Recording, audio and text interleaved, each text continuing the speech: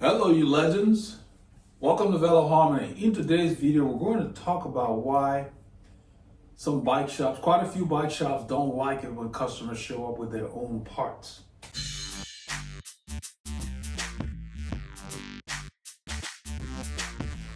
There's a couple of caveats. For my shop, I make exceptions. There's a customer, he's actually a subscriber on our channel. And he's one of my early customers when the shop really was not fully established. It was just like an idea. It was an experimentation based on demand. And he was one of my biggest supporters, bringing a lot of work to me and so forth. He lives in Tomball, Texas.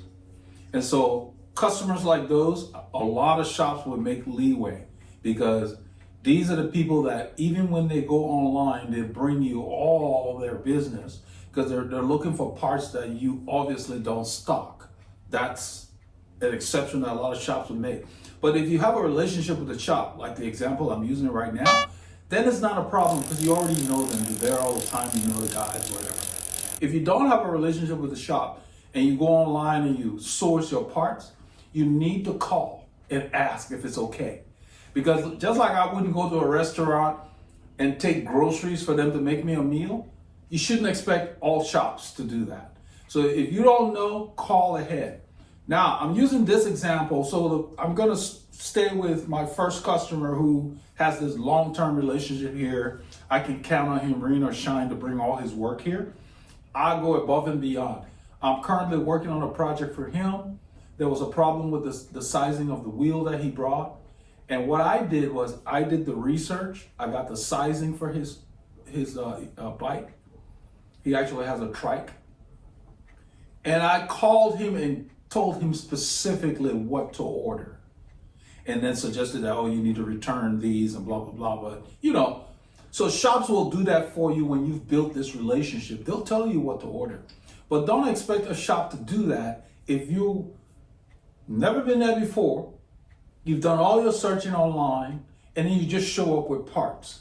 You need to call. It's a common courtesy, it's a sign of respect, consideration, whatever, because depending on what's going on, it's not that the shop doesn't want to help you because they're run by mostly people that ride bikes as well.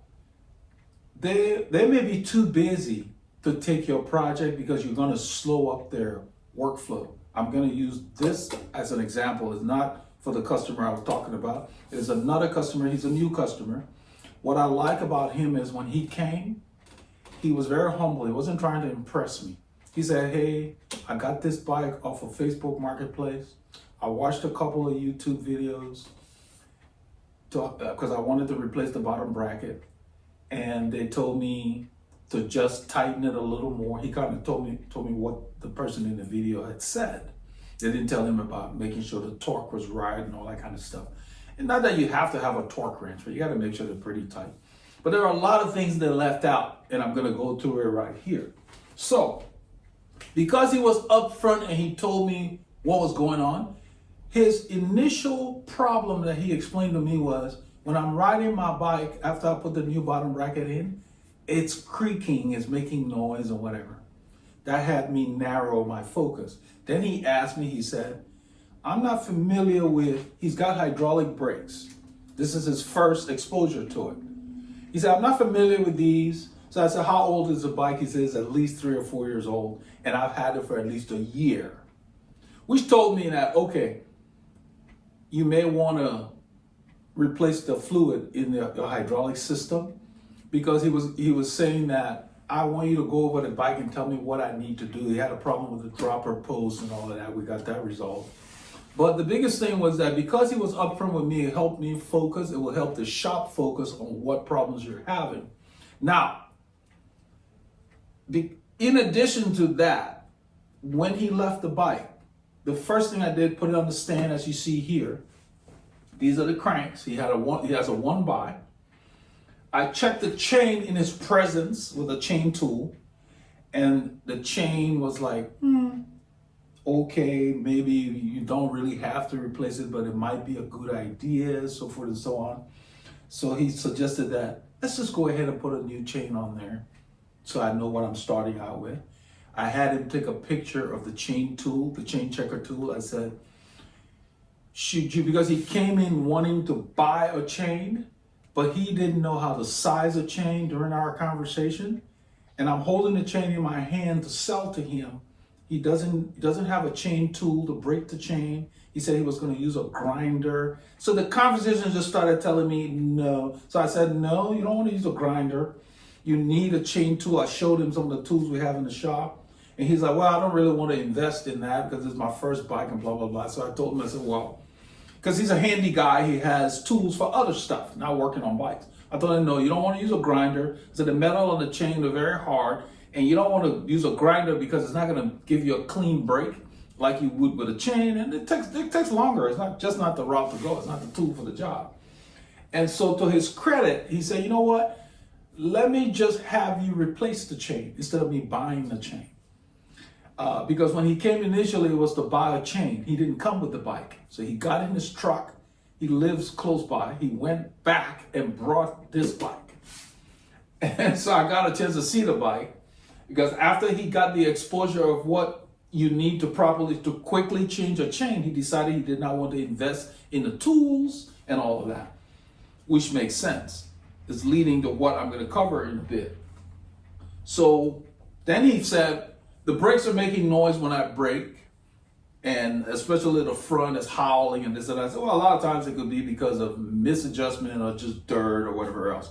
And that's how we got into him talking about, I don't see any cables, blah, blah, blah. So I explained to him he has hydraulic brakes and that you usually should replace it annually if you can, and so forth. So he opted for, okay, go ahead and bleed the brakes.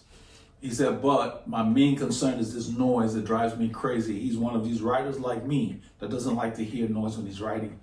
And it was good that he did because the noise was not necessarily only coming from the creaking of the bottom bracket. His sprocket was hitting the frame because the bottom bracket that you can see, I don't know if you can see the shell, is empty here. I took that out. The bottom bracket he put in there is the spindle length is too short. So these are the caveats. Now, because of all those things that he had in there that were not right, the bike has been here longer than expected. It's at most an hour to do everything he needed. And now it's going to be here for about 10 days because I had to measure his shell. So there are several things going on. His shell is a 73. This is a 68. Now, that's just the bottom bracket itself. The spindle length is different. You can get a 68 in all the lengths that you need, different lengths. You can get a 73 in different lengths. But having a 68 to put in a 73 shell forces the drive side cup to go way in before it gets really nice and snug. And it can lead to creaking. You're actually supposed to use spacers if you can, but the 68 is usually made for road bikes. The 73 is for these mountain bikes. They're readily available. He did not know. The video he watched did not cover that. So what did he do? He bought a second 68, thinking something was wrong with this one. So he's invested in two bottom brackets that are not going to work properly on his bike because I'm not going to deal with spacers. I've since ordered, after talking to him, I've ordered the correct bottom bracket size. It's BSA English threads. They're on the way. They'll be here in a day or so. But all of that delay, if a shop is busy and you bring your bike in, parts are not compatible or they don't work, it delays their line. And that's one of the major reasons why they don't like to install customer ordered parts. The second reason is if it's not compatible after they put it in, even if it fits and it's not compatible for whatever reason, because not everything plays well together, especially when you're dealing with derailleurs and other stuff like you got Microshift and Shimano, it may not play well. Then they can't go to bat for you warranty-wise because all they can do is tell you, hey, this derailleur doesn't match that. We can install a new one. If they have it in stock, they'll do that. If not, they'll have to order it. All of that delays the work. And when the shop is busy, that slows down the service area. I don't have time to keep a bike on this stand all the time. Most shops don't have a lot of storage for bikes, indefinitely. So those are the two major reasons: compatibility, warranty issues, and so forth and so on. So a lot of shops may install it for you and then let you know we're not going to warranty it. Another thing shops will do is they realize that it's nice to provide the service, but they're not going to give you a discount on the labor if you source your own parts. They're going to charge you standard labor rates. So people like my other customer that has been here all the time, and he has kind of a unique bike that has specialty parts that it needs. I don't have a problem with them ordering their own parts. And then when it is not right, I don't have a problem calling him, telling him what to order, because he's one of the people that helped me build this shop up. He's loyal, he's always been here. I don't charge him more because he sources his own parts, even if I have them in stock. In fact, when he brought his trike, it needed, the trikes use very long chains. And I like to get the chain in the length for the trike as opposed to attaching multiple chains, which would work. But there is a company called Cat Trike that you can get stuff from, and there are other people. So I already sourced his chain because we're going to put a new chain on there. He's doing a special thing where it's not maintenance necessarily, it's like an upgrade. He's going from a hub motor to a regular derailleur drivetrain. That's something he wants to do. So it's kind of nice.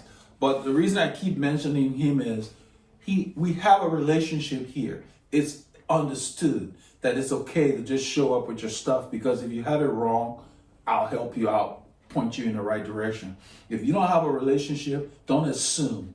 Call and ask, be nice about it. They'll help you out, especially if they're slow. Yeah, they don't mind it so much. And a lot of the shops will check everything out like I did with this guy.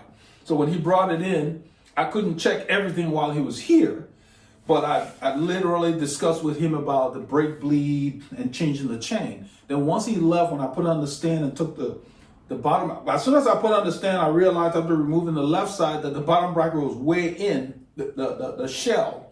There's a little sleeve that goes on the non-drive side. This sleeve was way inside the frame, and then I knew something was up. And that can lead to creaking if you don't have the right spacers in there. So I called him and explained to him what will be needed. And to his credit, he said, hey, there's no rush. I'm really sorry I had the wrong stuff on that. I just want that noise gone away.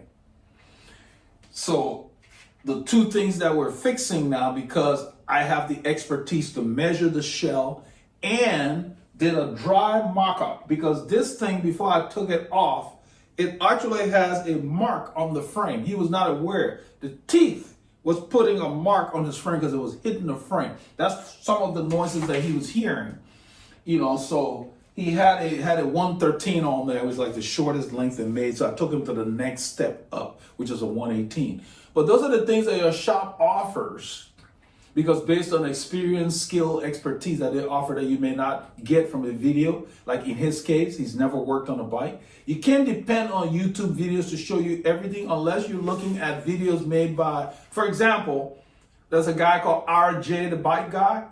He doesn't cut corners. He shows all the steps. So if you're watching a video where there's a lot of cuts and all of a sudden the guy's wearing a different shirt at the end of the video that he was wearing when he started a repair job, you need to know that time has passed and there are things that he didn't show.